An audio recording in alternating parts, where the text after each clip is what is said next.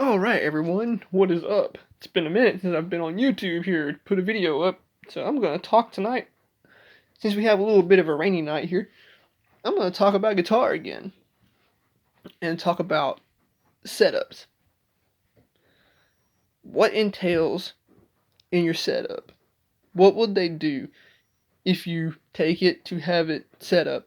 Or what would you need to learn if you want to set your guitar up yourself? So, the first thing that a tech would normally do is he'll look your guitar over, check the condition of the strings, he'll check the condition of your pots by turning your volume knob and your tone knob, moving the switch back and forth to see if he gets any crackling sounds. A really easy fix for that, if you have crackling sounds in your switch or your volume pot or your tone pot, you might think to yourself, well, I'm going to have to replace all that and completely rewire the guitar. And no, that's not always the case. Sometimes they do that through not being used in a long time. You just turn it and flip that switch back and forth a few times and it will clear it up. If it doesn't, go to your local Walmart or hardware store and get you some electrical contact cleaner. And you open your back plate up on the back of the guitar where your wiring is, spray that stuff in there on your switch and your pots. Let it sit for maybe 10 minutes and all that will evaporate away and it cleans everything in there. So after he does the check of the electronics, condition of the strings, he will look at the neck. He'll sight down the neck and see what the relief looks like. And then he'll take the cover off to see if your truss rod works. You'll turn your truss rod. And that, you might want to learn to do that yourself. Do your research on it. And, find out what you're getting into. And then start, on a cheap guitar. Don't do it on your $2,000 Gibson. Don't do it on that. Just do it on something cheap if you're going to do it yourself. But he'll check that. He'll check your neck relief. And if it is off, he will set that. Say it's like an RG Ibanez that has a floating trim. He will ask you, what do you like? Do you like low action, medium action, or high action? And you tell him, he will adjust that truss rod to accommodate what you like, or what he thinks will be a good angle to achieve what you like. And then after he does the neck, he'll take all the strings off of it.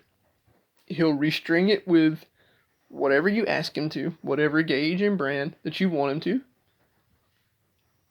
And then he will do a string height adjustment, which is action. And that's where he'll set your string height to what you want him to, like close, medium, or high.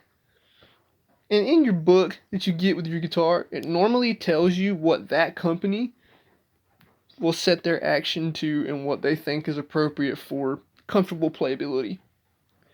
And it will be in millimeters. But some techs, and most techs, go by 64ths.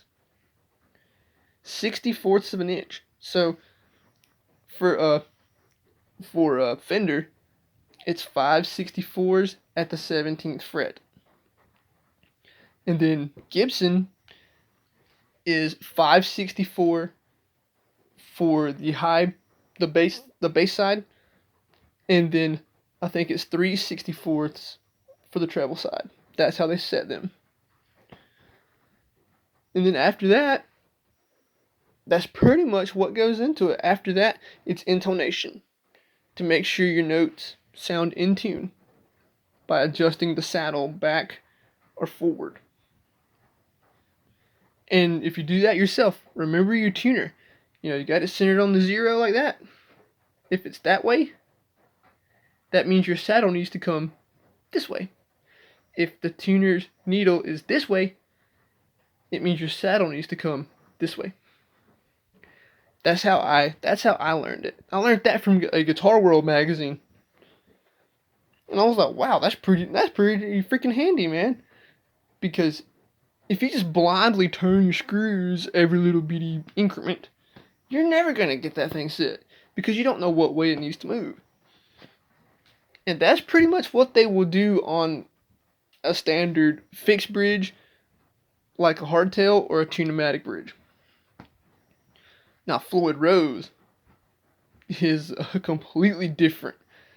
I mean, not really. I mean, they still do your neck relief first, and then they'll do your string height. But then they have to set the bridge angle where it's laying flat, like it's supposed to. And they'll set that with usually a block, one of those trim setters. Not trim setters, trim wedges, like I have, that you can get off Amazon. They'll stick it in the sustain block in the body and block it up.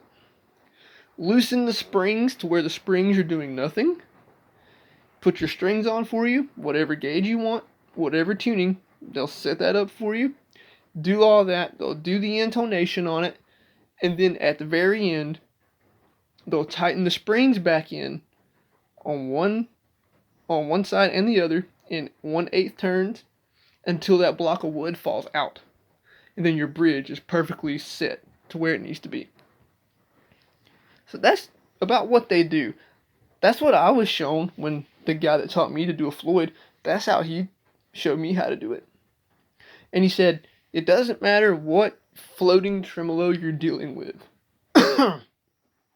Like, it could be an Ibanez Edge, it could be a Jackson labeled floating trim, it could be an original Floyd Rose, a licensed under Floyd Rose, or anything like that. The only different one that this does not apply to is the Kaler tremolos.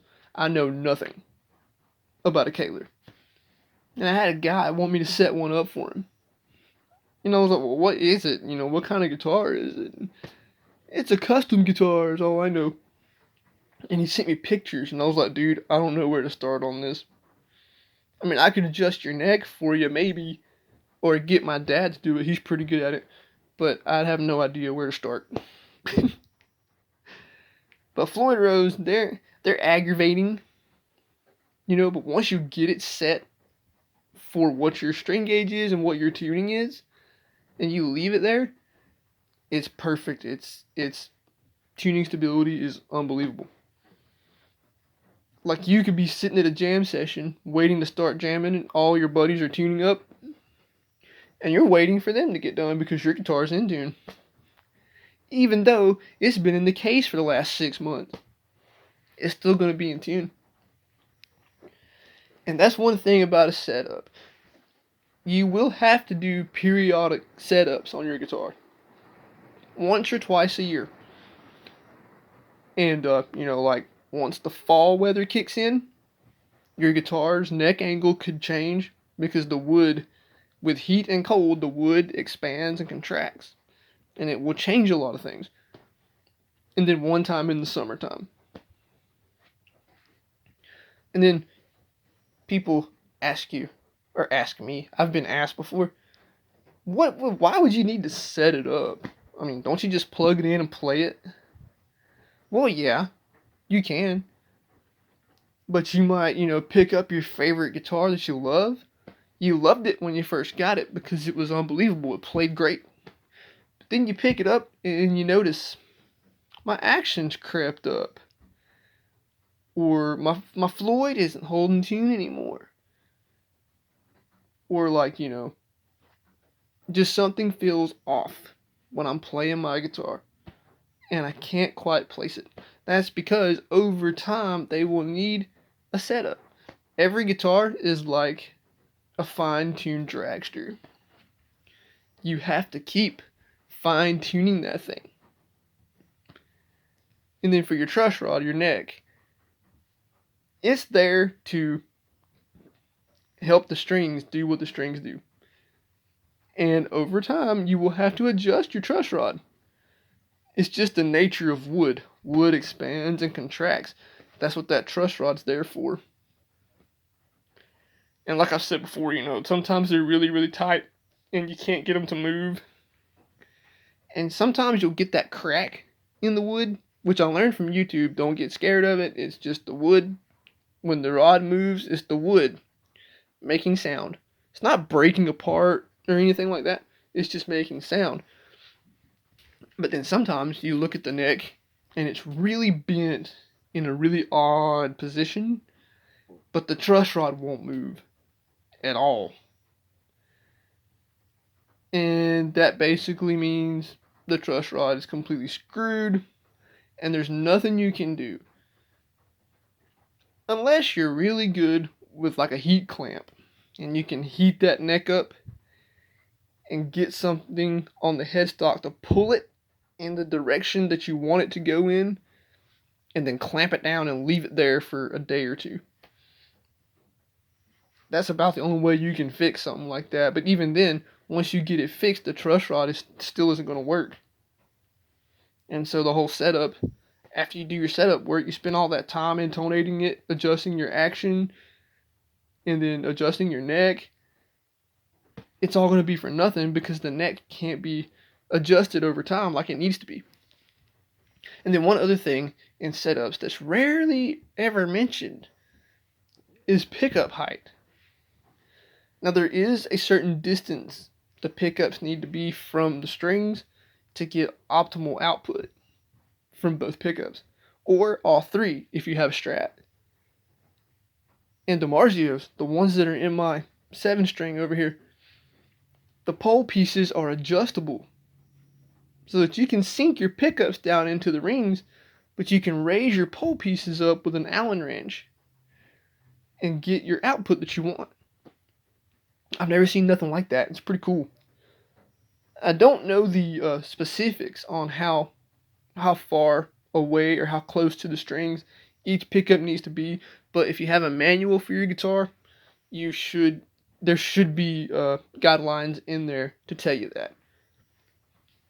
And if you don't have a manual for a certain guitar that you buy used, you can usually contact the manufacturer and they'll send you out a manual for it, or you can go online to their website and print off a PDF that has that manual in there for you.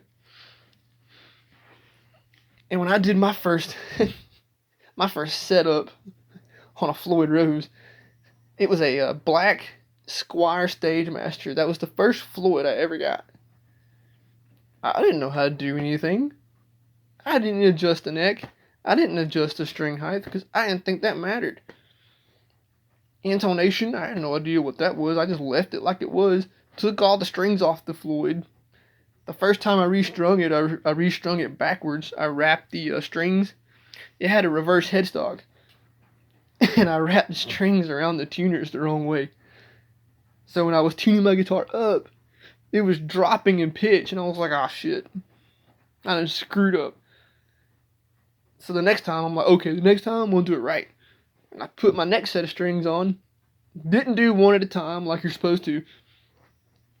And I start tuning it up little by little. And I sat here for, I guarantee you, 45 minutes to an hour and a half to get that thing in tune. But once it got in tune and the strings stopped stretching, it was perfect.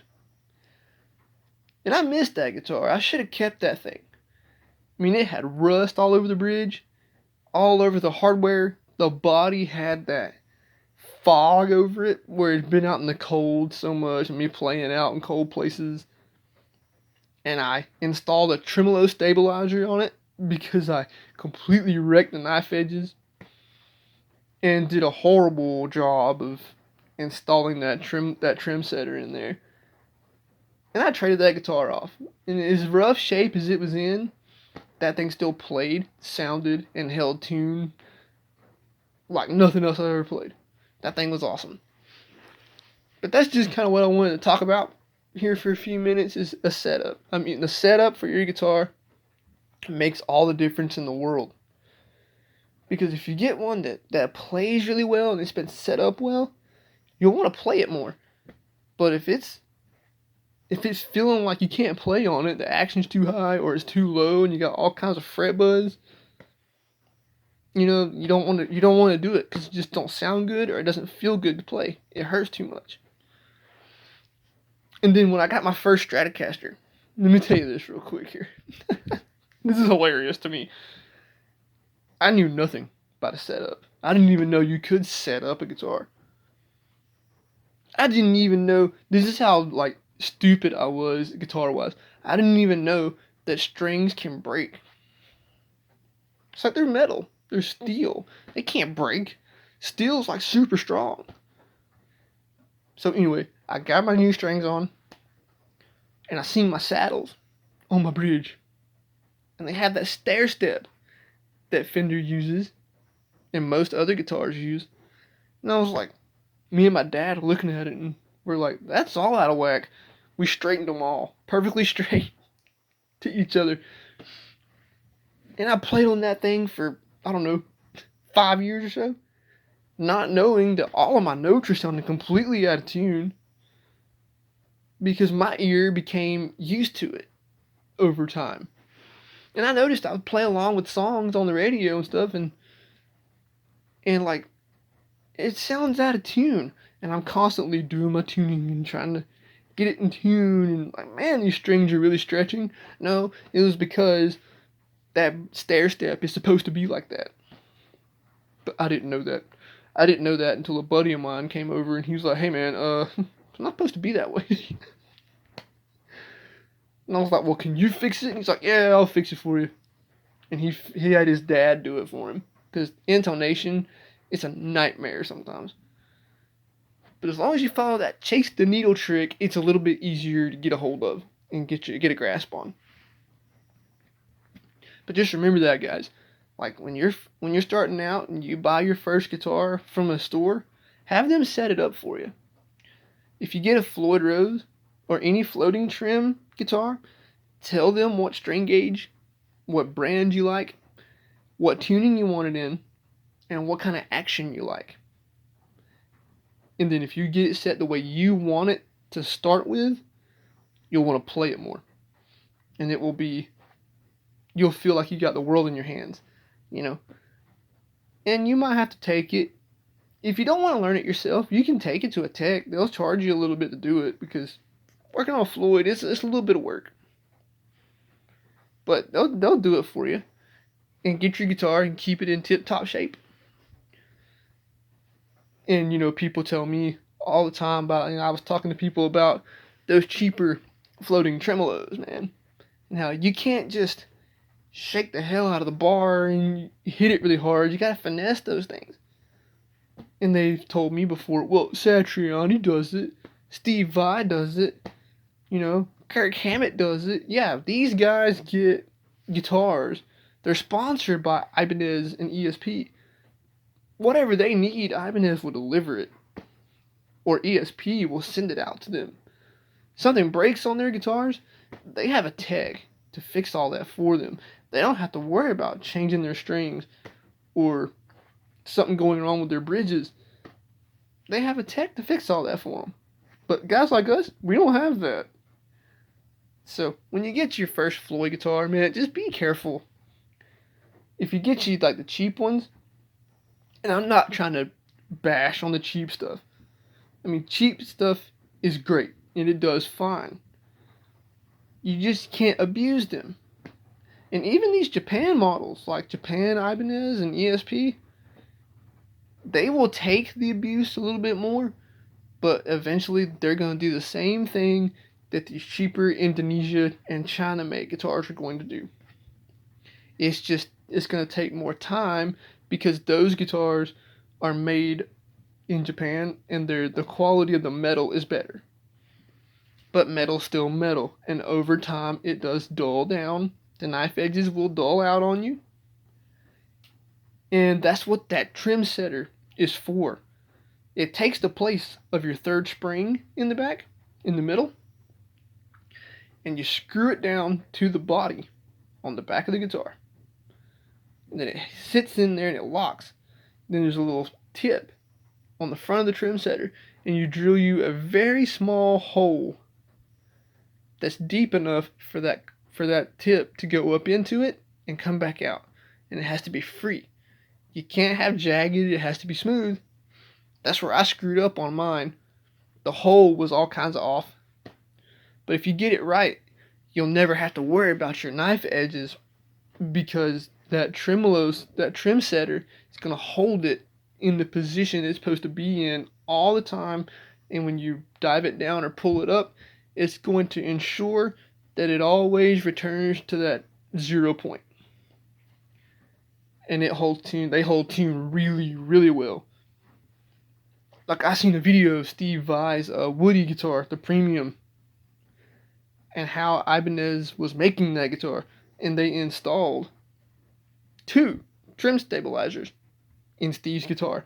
Now, the production models of that guitar do not have that, and his is also made in Japan. It's not made in Indonesia. His is not a premium, but the signature model that they released is a premium made in Indonesia. So it's not going to have that, but you can put one in it if you want to. Go to StewMac and just check out Trim Setter. That's what it's called. TremSetter. And it'll pull up what I used. And what I've seen many people that own Strats and other Floyd guitars, I've seen many people install those in there, and they work really, really, really well. So yeah, I was going to talk about that a little bit tonight, and I hope you guys enjoy this maybe useless nonsense or maybe educational chatter. And I hope you guys keep watching. I really enjoy making these things, and I'll get back to the guitar stuff, sound demos and noodle around, just jamming as soon as I can. And everyone take care. Have a great night or a great day wherever you guys are in the world. And thanks for watching.